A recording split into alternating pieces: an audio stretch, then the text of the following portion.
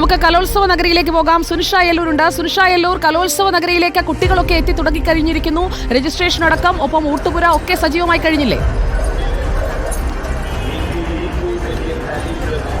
സുജയ, പൂർണ്ണമായും സജ്ജമായിട്ടുണ്ട്. ഇനി നാളെ രാവിലെ 10 മണിക്ക് മുഖ്യമന്ത്രി ഉദ്ഘാടനം ചെയ്ത് കൊടിയേറുന്നതോടുകൂടി പൂർണ്ണമായും ഇതാ കലോത്സവത്തിനായി വിട്ടുകൊടുക്കും, കലാവേദിയായി മാറുമെന്നുള്ളതാണ് ഇപ്പോൾ ഇവിടെ നടക്കുന്നത്. ഇത് സുജയ, ഒരുപക്ഷെ നിയമസഭാ മന്ദിരത്തിന്റെ തൊട്ടു മുന്നിൽ ഇതാ കലാകാരന്മാരെല്ലാം മാറ്റുരയ്ക്കുകയാണ്. ഇത് എന്തിനാണ് എന്ന് ചോദിച്ചാൽ, കഴിഞ്ഞ കുറച്ച് ദിവസമായി കാസർഗോഡ് നിന്ന് പുറപ്പെട്ട സ്വർണ്ണക്കപ്പ് ഇതാ ഇവിടെ എത്താറായിട്ടുണ്ട് എന്നുള്ളതാണ്. സെൻട്രൽ സ്റ്റേഡിയത്തിലേക്കുള്ള യാത്ര ആരംഭിച്ചിട്ടുണ്ട്. ഇത് അല്പസമയത്തിനകം നിയമസഭാ മന്ദിരത്തിന് തൊട്ടു മുന്നിലെത്തും. അവിടെ സ്വീകരിക്കാനായി ഇവരുടെ തനത് കലാരൂപത്തിന്റെ വേഷവും ഇട്ട് ഇതാ ഇങ്ങനെ കാത്തിരിക്കുകയാണ് ആ സ്വർണ്ണക്കപ്പിന്. അതിനുള്ള കോൽക്കളി സംഘത്തിന്റെ നൃത്തമാണ് ഈ കാണുന്നത്. കോൽക്കളിയാണ് ഇവിടെ കാണുന്നത്. അതേ രീതിയിൽ ഇതാ പല വേഷവിധാനത്തിൽ ആളുകളൊക്കെ തന്നെയും സജ്ജമായിട്ടുണ്ട്. എനിക്ക് തോന്നുന്നു ഇത് ചവിട്ടുനാടകം ടീമാണോ എന്നൊരു സംശയമുണ്ട്. ചവിട്ടുനാടകമാണോ?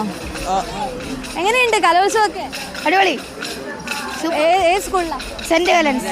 ഇപ്പൊ സ്വർണ്ണക്കപ്പ് കാത്തിരിക്കുകയാണ് അല്ലേ? സ്വർണ്ണക്കപ്പ് കൊണ്ടുപോവോ? ഓ, ആര് കൊണ്ടുപോകും? കൊണ്ടു. ഞാൻ കണ്ണൂർക്കാർ വിട്ടുതരില്ലെന്നാ പറഞ്ഞു. അതിനോട് അടിച്ചേക്കും. എപ്പോഴാ ഈ ചവിട്ടുനാടകം എപ്പോഴാണ് ഉള്ളത്? ചവിട്ടുനാടകം ഇനി കുറച്ച് കഴിയുമ്പോൾ കാണും.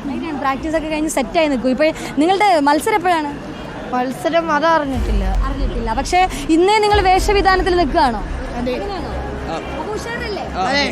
ഒരു യോ കൊടുത്താലോ? സുജയ, ഇതാ ഇവിടെ ചവിട്ടുനാടകം ടീം തയ്യാറായിട്ടുണ്ട്. ഇനി അടുത്ത സെക്ഷനായിട്ട് ഓരോരുത്തരും ഇങ്ങനെ വേഷവിധാനത്തിൽ നിന്നിട്ടുണ്ട്. ഇനി മംഗലംകളി ടീമുണ്ട്, തൊട്ടടുത്തായിട്ട് മംഗലംകളി ടീമുണ്ട്. ഇത്തവണ ഒരു പ്രത്യേകതയുള്ളത് 5ഓളം ഗോത്രകലകൾ ഇത്തവണ കലോത്സവത്തിന്റെ ഭാഗമാകുന്നു എന്നൊരു പ്രത്യേകതയുണ്ട്. ഇതാണ് മംഗലം കളി എന്ന് പറയുന്നത്. ഇതാ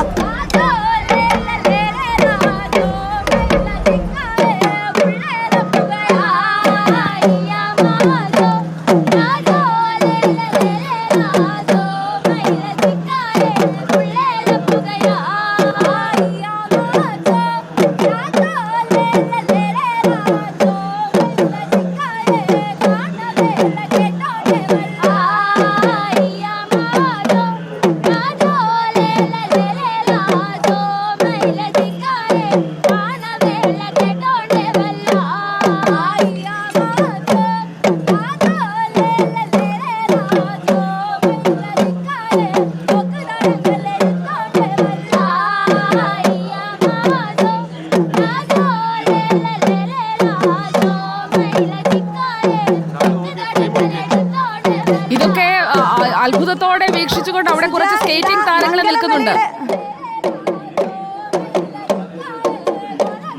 അതെ സുജയ, ഒരുപക്ഷെ എനിക്ക് തോന്നുന്നു ഗോത്രകല ആദ്യമായാണ്, ചരിത്രത്തിൽ ആദ്യമായാണ് കലോത്സവത്തിന്റെ ഭാഗമാകുന്നത് എന്നൊരു പ്രത്യേകത കൂടിയുണ്ട്. അതുകൊണ്ടായിരിക്കാം ഈ സ്കേറ്റിംഗ് ടീമൊക്കെ തന്നെയും വളരെ സൂപ്പറായി ഇവിടുന്ന് സ്കേറ്റിംഗ് ചെയ്ത് നടന്നതാണ്.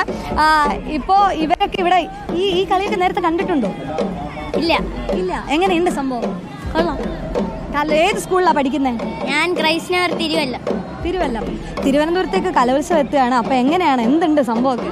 ഉഷാറാണോ? കപ്പ് കൊണ്ടുപോവോ തിരുവനന്തപുരം? കപ്പ് കൊണ്ടുപോകും. ഒരു ഡൗട്ടും ഇല്ല. എന്തിലൊക്കെ മത്സരിക്കുന്നുണ്ടോ? ഇല്ല.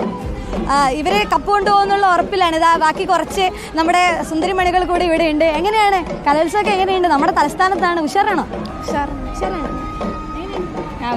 നല്ല തിരക്കാണ്. നിങ്ങളാണ് ഇവരെയൊക്കെ സ്വാഗതം ചെയ്യേണ്ടത് അല്ലേ?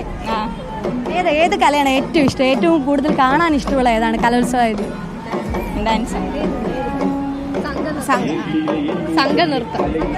ഗ്ലാമർ ഇനമാണ് അവർ കാത്തിരിക്കുന്നത്. സുനിഷ, അതിൽ സുനിഷയ്ക്ക് കൂടുതൽ ഇഷ്ടം ഒപ്പനയാണോ സംഘനൃത്തമാണോ എന്നതറിയാൻ ഞാനും ആകാംക്ഷയുടെ കാത്തിരിക്കുകയാണ്. സുനിഷ ഒരു കലാകാരിയാണ്. അപ്പോൾ നമ്മുടെ കലാകാരന്മാരെല്ലാവരും തിരുവനന്തപുരത്തേക്ക്, റിപ്പോർട്ടറിലെ കലാകാരന്മാരെല്ലാം എത്തിക്കഴിഞ്ഞിട്ടുണ്ട്. അവരുടെ പ്രകടനങ്ങൾ നമുക്ക് വരും ദിവസങ്ങളിൽ, വരും മണിക്കൂറുകളിൽ കൂടുതൽ ആവേശത്തോടെ പ്രേക്ഷകരിലേക്ക് എത്തിക്കാം.